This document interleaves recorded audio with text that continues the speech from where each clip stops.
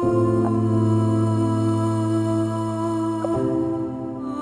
first that caught my attention is this child trawler, and we can see a lot of clothing,